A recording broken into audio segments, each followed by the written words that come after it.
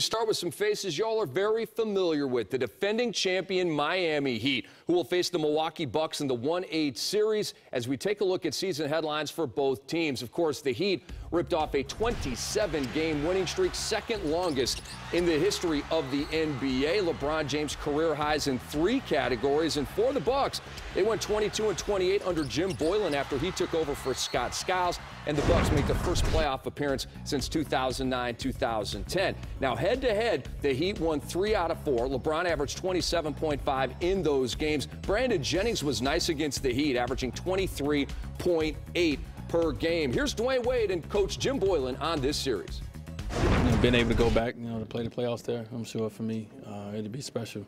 It'd be a lot of, remembrance when I was up there. Obviously been up there for a few days.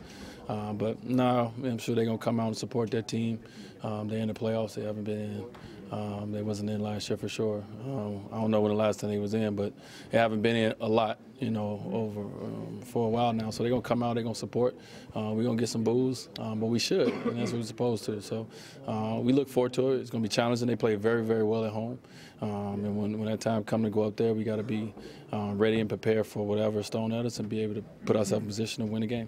Fans here are competitive. They want teams that can come out and compete. And our team has made the playoffs. We're a playoff team, and we need the support of the fans right now. This is an important time for us. And I know we've been struggling a little bit lately, but not only are the players being tested, the fans are going to be tested too. We need for them to rally around us rather than go in the opposite direction. So this will be the 3rd playoff run for the Big Three era of the Miami Heat. Of course, the first time they went to the finals and lost. Last year, they won it all. This year, let's talk about the mindset of LeBron James. Comes off another MVP season, do you think? I think MVP is sold up because he's living in attack mode. He's working from the top of the key and below. And that's the scary part about his game, that we all appreciate, that he understands that there's not too many guys, if any guy in our league, that can handle him on the post, let alone on the perimeter. So when you're watching him play now, you're like, he's like a doctor. He's picking you apart. He's understanding that I can get anyone on the floor. And when you decide to double team me, that's when I really get in my comfort zone and share the basketball, find Shane Battier, find Ray Allen, find my shooter spotted up behind the three-point line, because I've been in attack mode all game long. Miami right now is in a great situation because they were able to, as they did during the year, they put the longest winning streak together since that 33-game streak that the Lakers had way back. And fittingly, they finished the NBA season with the longest winning streak of all the teams in the NBA, winning 8 straight. Because they sewed everything up so early, they were able to give rest to the key guys, Dwayne Wade in particular.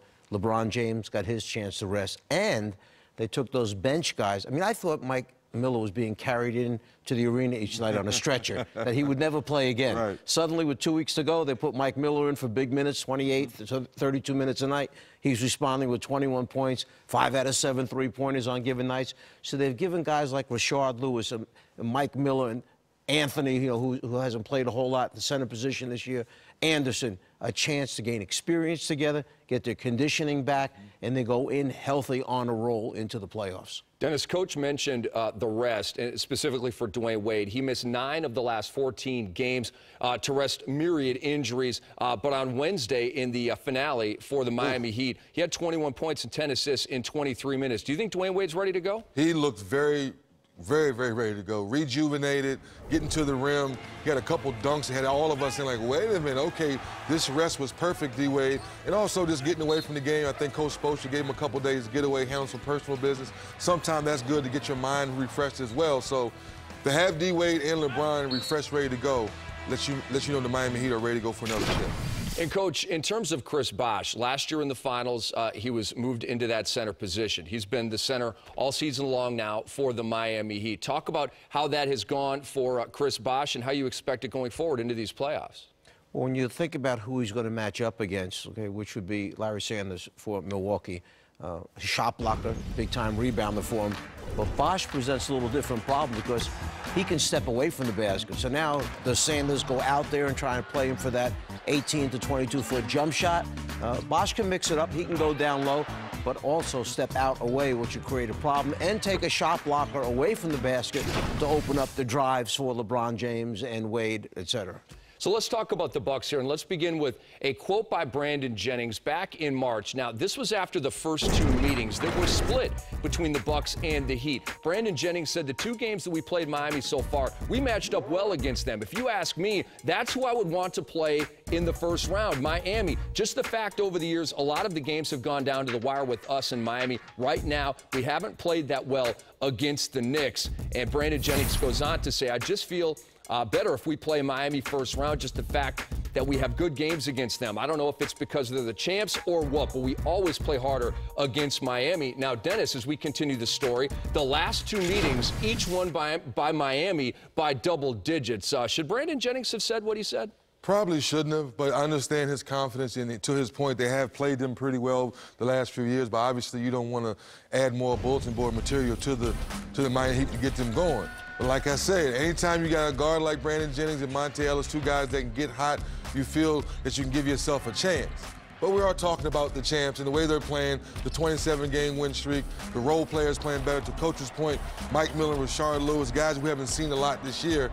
That's going to be a tough task for the Bucks, but I'm not mad at his confidence. And let's talk about this key matchup at shooting guard, Dwayne Wade and Monte Ellis.